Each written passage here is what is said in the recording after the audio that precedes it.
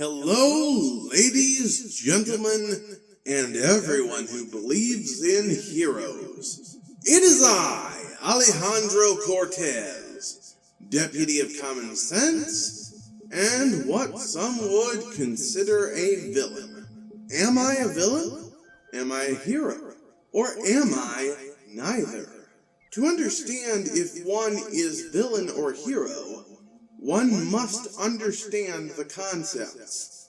And that, my dear viewers, is the subject of today's video.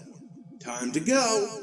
There are other worlds than these, and we will explore them. Welcome to the Endless Waltz. May I have this dance?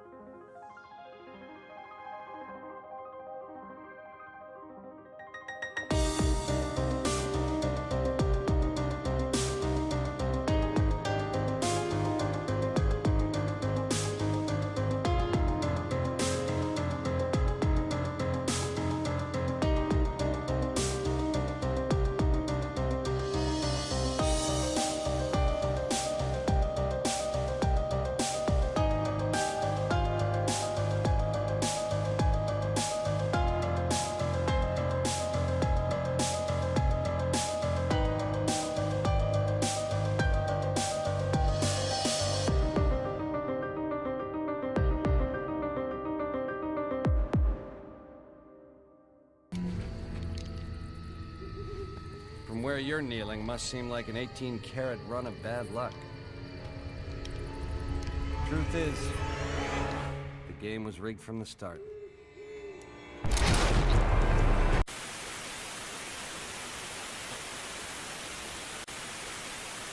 What is a hero? What is a villain? You probably have clear ideas of these two concepts in your head. A hero is kind, brave, fair, honest, and selfless. A hero protects others. He never asks for any kind of reward or thanks. He does it simply because it is right. That is the idea that most of you will agree constitutes heroism. A villain, by comparison, is cruel, cowardly, partisan, untrustworthy, and selfish. A villain does whatever he wants regardless of how it affects others. That is what most will agree defines a villain. Those are the traits which define each archetype. But are they absolute? No, I don't think so. So, how do we determine which people are heroes and which people are villains?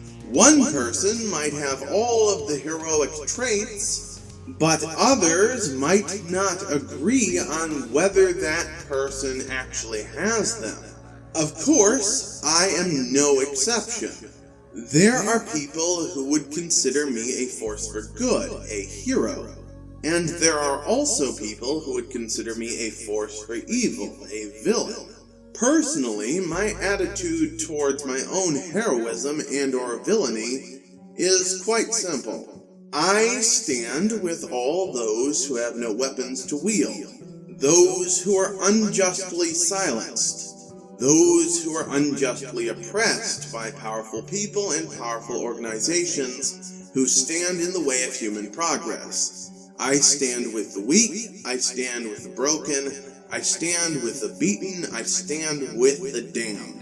I stand with all those who are powerless, no matter what side they may fall on. So I say, fear me or rally behind me as you see fit. As far as I'm concerned, I am not on a side. Wherever oppressors abuse their power, I will be there, standing in their way and chucking monkey wrenches into their machines of unjust order. As far as D&D goes, I would be either chaotic neutral or chaotic good. It really depends on how other people view me.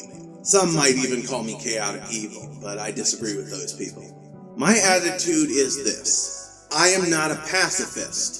I do not believe that all situations can be solved with peace and words. I will not repudiate battle on a fair and level playing field. But neither will I tolerate a one-sided routing of the weak by the strong. If you seek to abuse your power, then I will stand in your way. But if you are being abused by those with power, I will defend you, regardless of what you might believe. Your personal opinions, beliefs, and ideologies have no bearing in this. If I am a hero, I am as close to an impartial hero as a mortal man can get. But heroism and villainy are not objective, they are relative. I am considered a villain by two very powerful ideologies. I am considered an absolute evil in the eyes of both feminism and Christianity. To those groups, I am the worst of the worst. To them, I am evil personified. However, in my eyes, it is they who are evil and I who is good. Heroism, by its very nature, is subjective, as is villainy. To a Christian or a feminist, I am a villain because my worldview is opposite to theirs. I wish to keep abortion legal and easily accessible. I want God to remain out of schools. I want LGBT people to be treated equally no matter what. I want the government to be absolutely 100% secular. I reject the existence of God. And I actively encourage others to be atheists. To a Christian, I am a terrifying villain. And to a feminist, I am an equally terrifying villain. I support the sexualization of women in media. I think the wage cap is a myth. I believe that evidence must be provided in cases of sexual assault. I am against any kind of affirmative action that relies on anything but economic class alone. I think Islam should be fought in the same way we fight Christianity. I think that women are just as privileged as men, although in different ways. I think that no consequences should result from speech. I think that speech should be free. I am a free speech absolutist. To both the political right and the political left, I am a villain. To the majority of those sides, I am indeed a villain. I am a villain to much of our society. And that is fine, because I consider much of our society to be evil.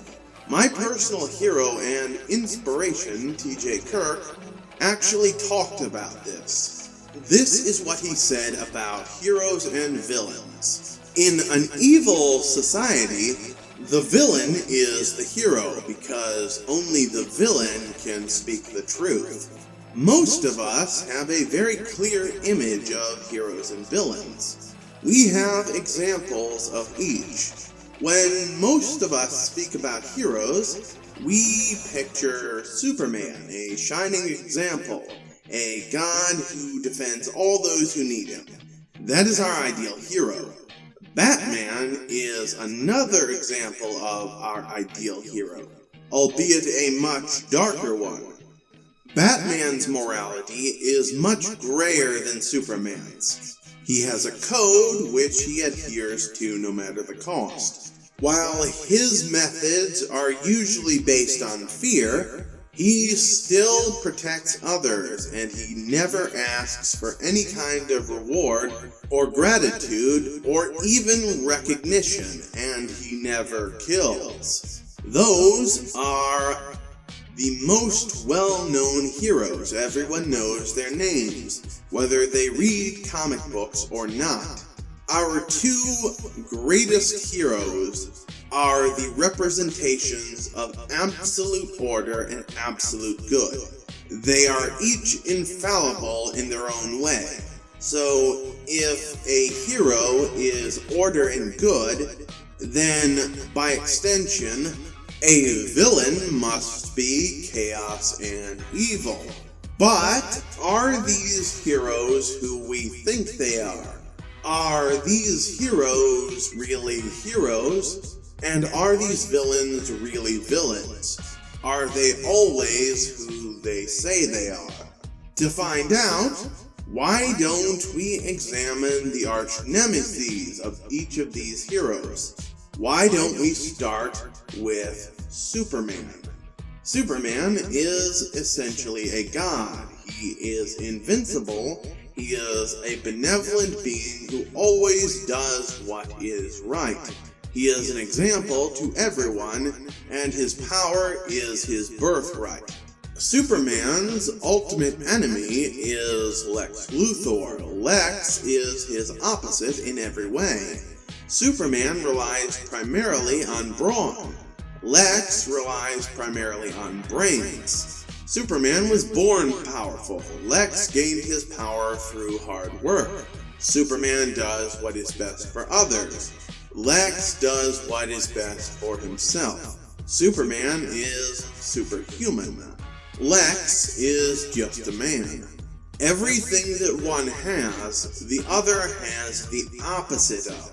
And of course, they hated each other from day one. Of course, Lex is the villain. Of course, Superman is the hero. No other outcome is possible, right? Well, not exactly. Why don't we examine a few comics and a few ways that these villains and heroes don't exactly fit the way we think they do? Let me start with Superman. Superman Red Sun. This is an Elseworlds version of Superman. It is a what-if story. In this world, Superman is a tool of the Soviet Union. His pod crashed in Russia.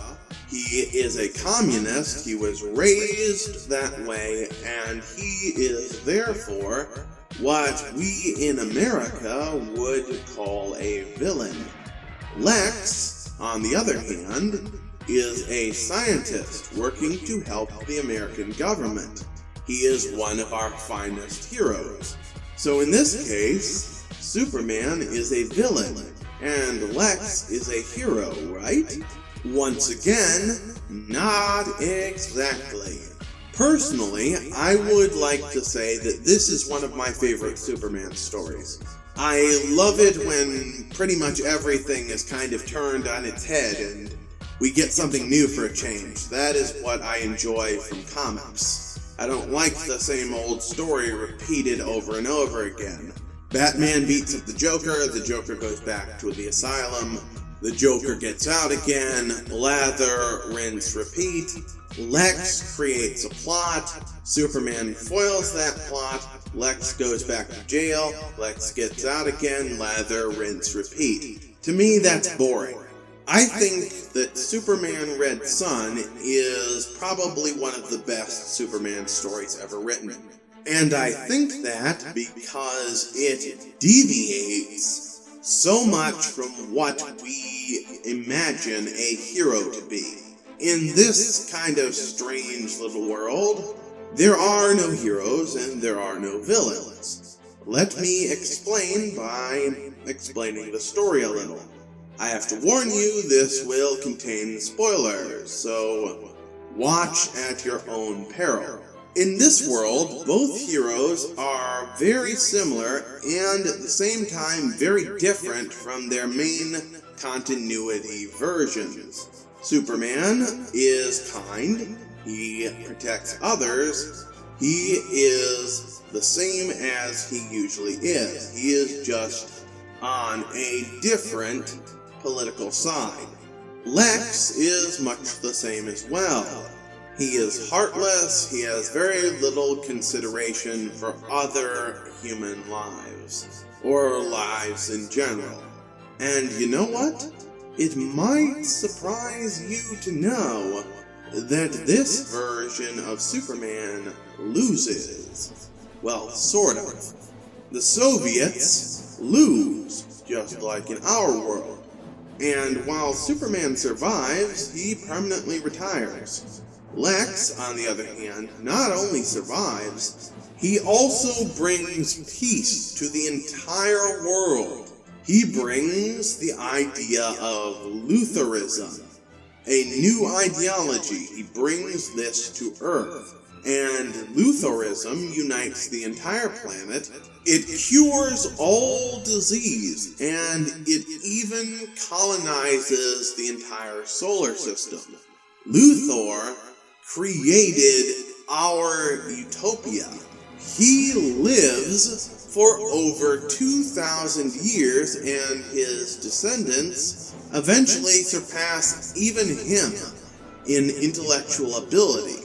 The final descendant of Lex Luthor is very, very interesting. I think you will recognize his name. That final descendant is Jor-El. Yes, that Jor-El. Father of Kal-El, also known as Superman. Actually, it turns out that this descendant of Lex was the father of Superman from a dying Earth far into the future. And this Jor-El sent Kal-El back to the past to create the future he was in. Keep in mind that this future was unavoidable. The sun was dying. There was nothing that could be done at this point.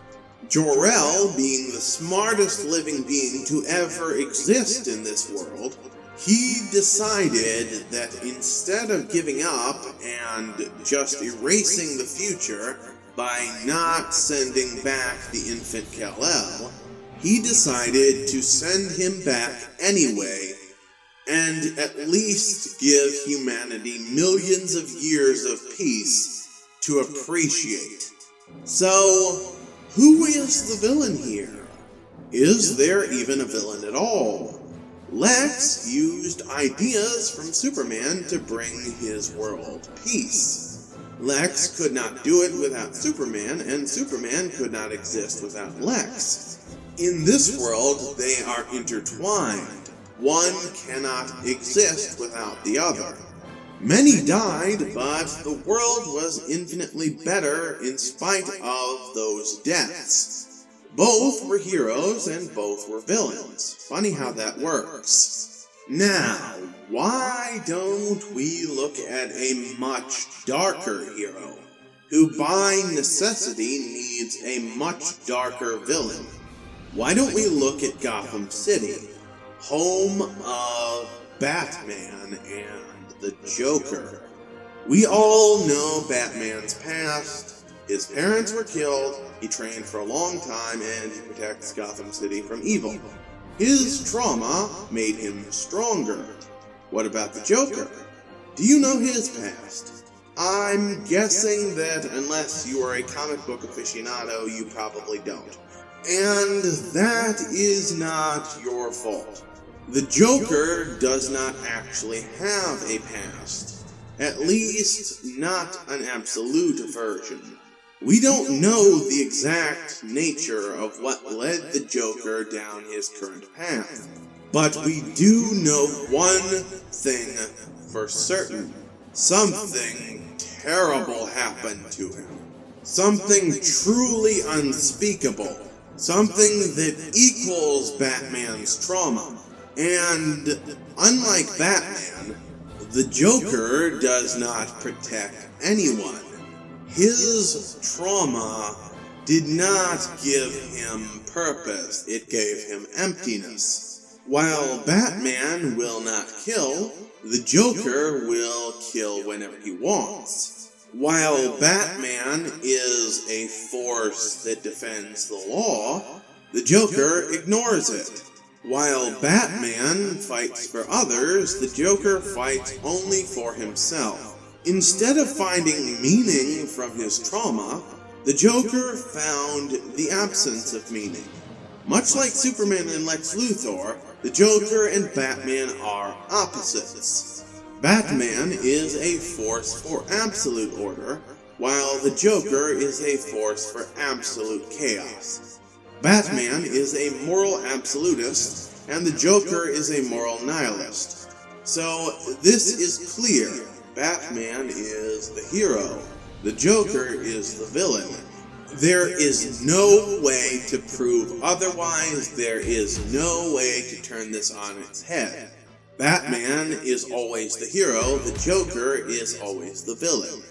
That is an immutable fact, right? Well, yes and no. The Joker is not a hero.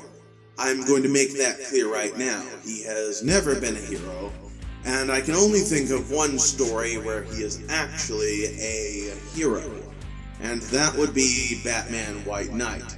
I don't actually know much about that comic, but I'm guessing that in the end, the Joker returns to his villainous ways just like always. So, the Joker is not a hero, but neither is Batman. At least, not by any standards that we would have. Gotham City has no heroes. Ironically, Batman's rigid adherence to his moral code is what prevents him from being a true hero. His absolute morality is what chains him and ultimately prevents him from restoring real order. Ironically, in his adherence to absolute order, Batman perpetuates the cycle of order and chaos. Compromise is a foreign concept to Batman, and context is largely irrelevant. In Batman's world, everything is black and white. There are villains and there are heroes. And there is nothing in between. In order to do good, Batman must never do evil. But that is what Batman does not understand. Batman does not commit evil. And sometimes you have to do evil in order to bring about good.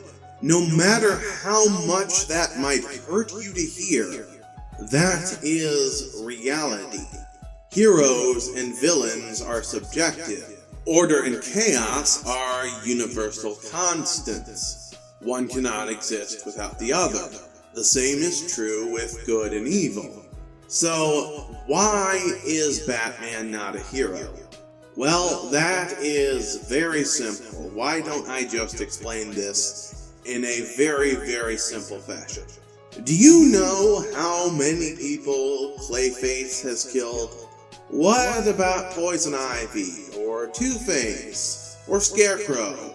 or Mad Hatter, or Black Mask, or Hush, or Victor Zsasz? What about the worst of them all? What about the Joker? The Joker alone has a death toll in the tens of thousands at the absolute least, and those who survive are the ones who often suffer the worst fate. If you were to combine the death toll of the Joker with the collective death toll of Batman's entire rogues gallery, that number would be at least 1 million, and the maximum number would exceed 100 million. And Batman could have stopped it all, but he would need to break his moral code in order to do so. He'd have to kill these villains in order to stop them for good. But he will not. He refuses. He sends them to jail or to Arkham Asylum. They escape, they kill, Batman sends them back again. The cycle continues forever, lather, rinse, repeat. Every single death caused by Batman's rogues gallery is as much on Batman's head as it is on the villains. These villains torture, rape, and murder, and they continue to do so because Batman will not break his rule. They continue to exist because Batman allows them to. Batman will never kill them. His moral absolutism prevents him from being a genuine hero because doing the right thing is never as clear and easy as we think it is. Sometimes the right thing is an evil thing, and sometimes the wrong thing is a good thing. This world is not like the ones we see in comic books. It is cruel, and often heroes are villains, while villains are heroes. Morality is not black and white. Morality is not even gray. Morality does not exist in a world without color. Morality exists in a world of all colors. It is a full-color rainbow. Each color is a moral position. Arguing that your moral is correct is like arguing that your favorite color is the best color. It is not a fact, but only an opinion. So, when judging these characters, we must always remember that they do not live in our world. They are written into a world of horrific situations that are not our own experiences. While they are heroes to us, or villains to us, that is not how they are in their worlds. Judging them based on our own morality would be like judging an alien for not behaving like a human. And that applies here too. Judging people based on your idea of morality is a fool's errand. It is not an objective fact. I repeat, your opinion on morality is not an objective fact. There are many people throughout history who were viewed as villains by their own societies. Some of these villains were vindicated by history, but a great many were not. Can we really judge characters of fiction who live through horrors that we would not survive? Can we really judge them for surviving in situations we would not survive a minute in, for doing whatever they must in order to make right a twisted world? I know that this is a very confusing concept, and I will do my best to explain. These characters are heroes inside their own stories. But if they suddenly appeared in our world, we would come to hate them very quickly. So why don't we explore one more fictional world? We will now look at anime. In particular, we will look at Gundam 00. This is a world of twisted order that oppresses ordinary people. A world where conflict and chaos are considered order. Weapons more terrible than anything we have ever created not only exist, but are in fact commonplace. Out of this chaos comes a force of greater chaos that would use fear to restore order and fix a deeply, deeply twisted world. Out of the darkness comes a team of 4 young men, each unique in their own way. These are the Gundam Meisters. They possess the most powerful weapons in their world. They serve no government. They seek nothing more than to end any conflict that may arise. And they use force and intimidation to do so. They succeed, and the world is much better for it. They bring order and peace out of chaos and war, and they do so with what we would call terrorism. Would you say that these 4 Gundam Meisters are villains? Will you defend order down to your very breath, even if that order is wrong and twisted? These 4 young men were literal terrorists. The entire point of their existence, their very purpose, is to scare the governments of their world into ceasing conflict for good. And, in pursuit of their goal, many, many lives were sacrificed. And yet, the plan worked perfectly. These 4 young men and their supporters overturned their societies, and people loved them for it.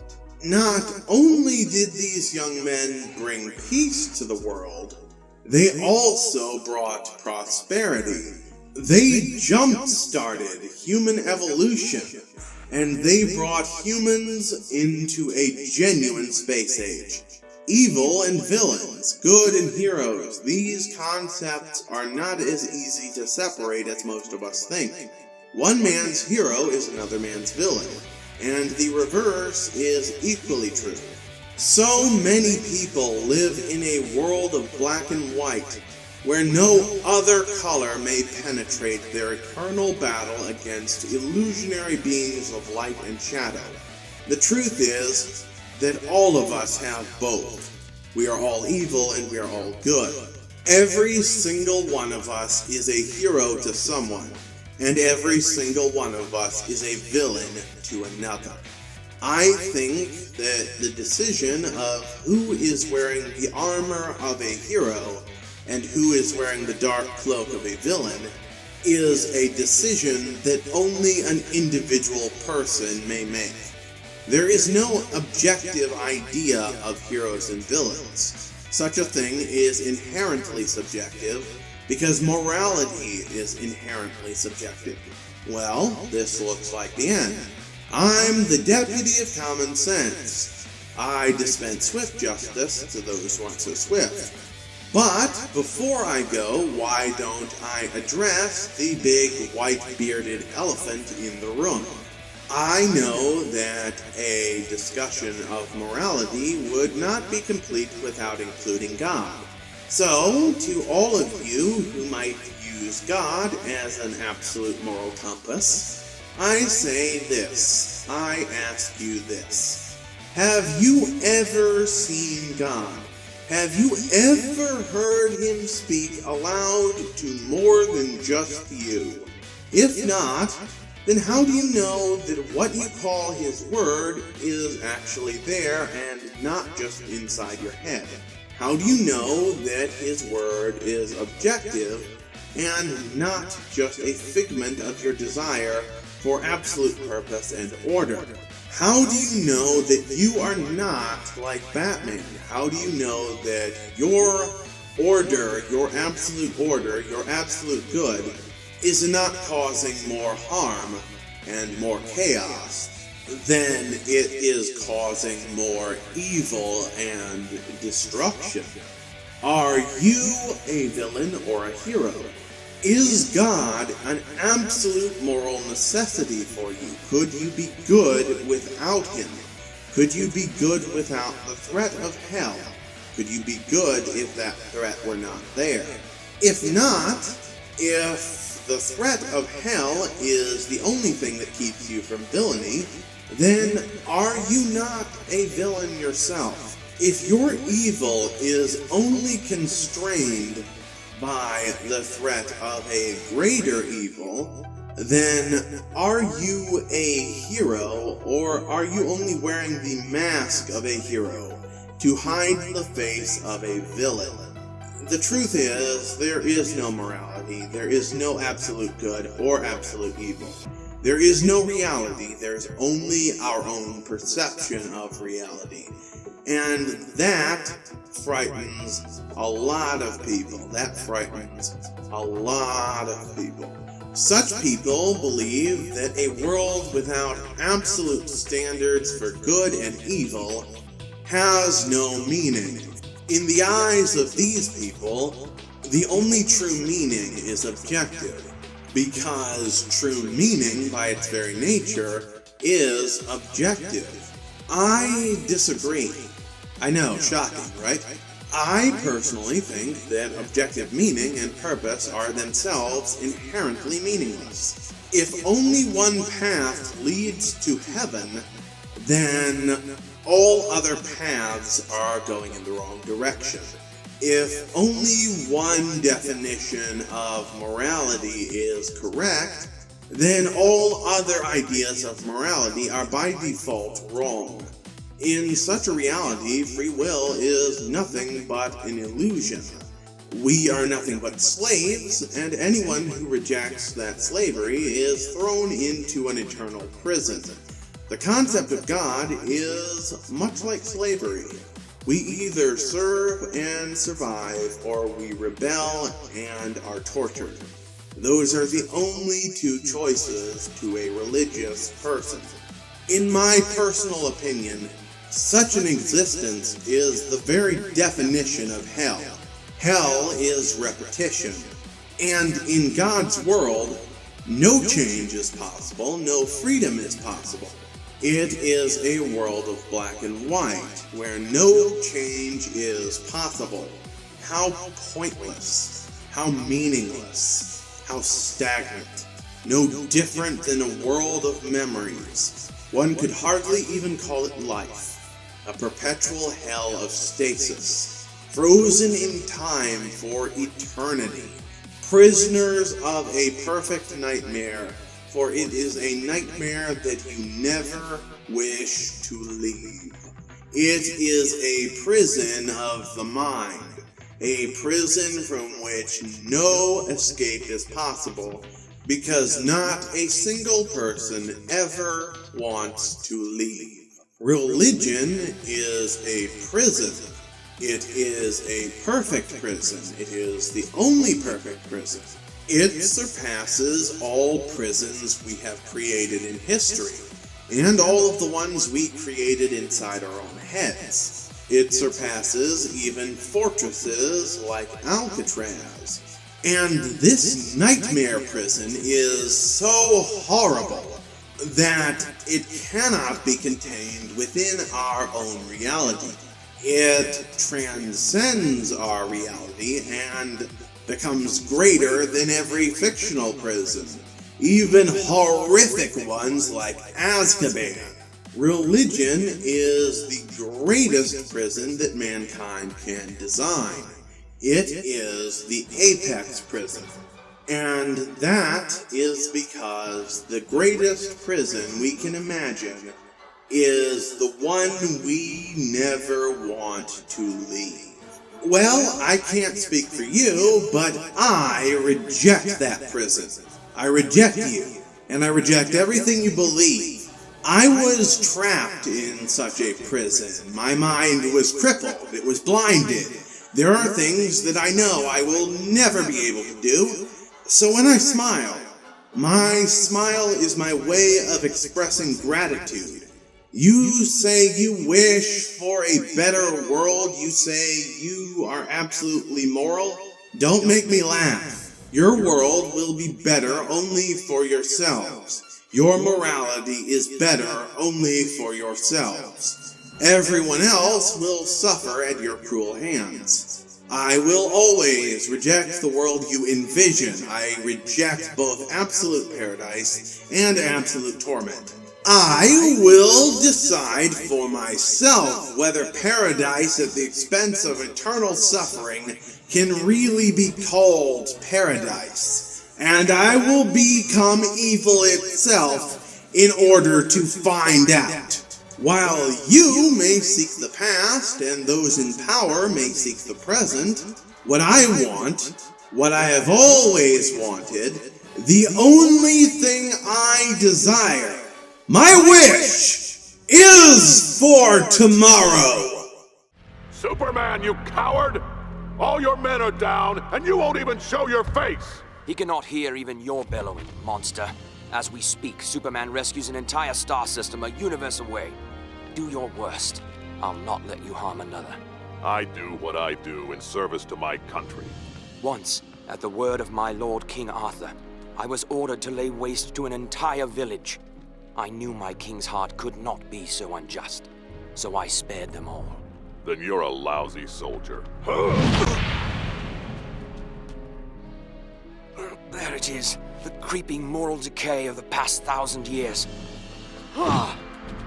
Arthur thanked me, oath. Had I been wrong, I would have handed over my sword and left the court in shame.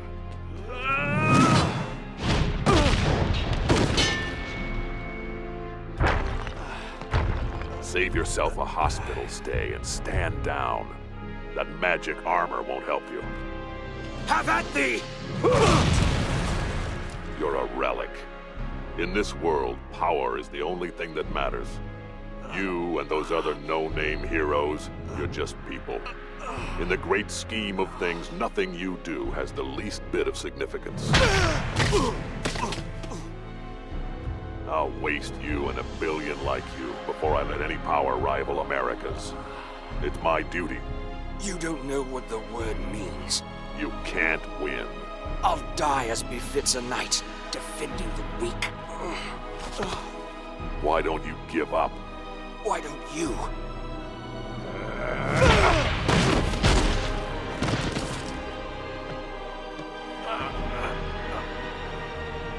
Superman and your Justice League are a threat to a safe and stable world. Drop the act.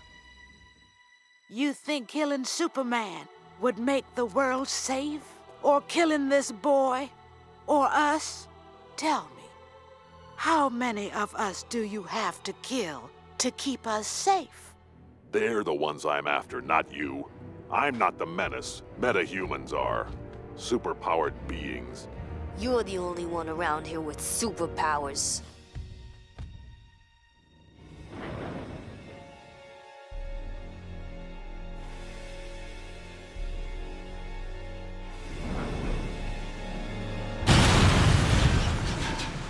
All right, I've become what I hate. I'll give you that. But in the long run, you'll see I was right. You'll see you need the likes of me to protect you from them.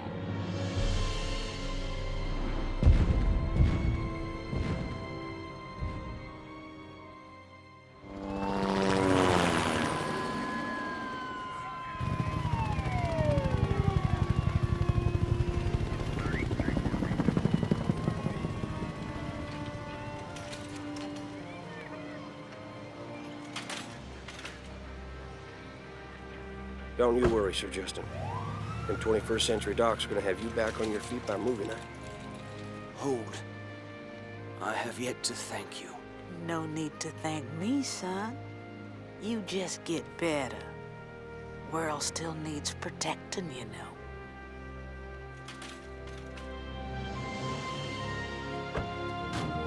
Come on, let's play Justice League. I'm Shiny Knight.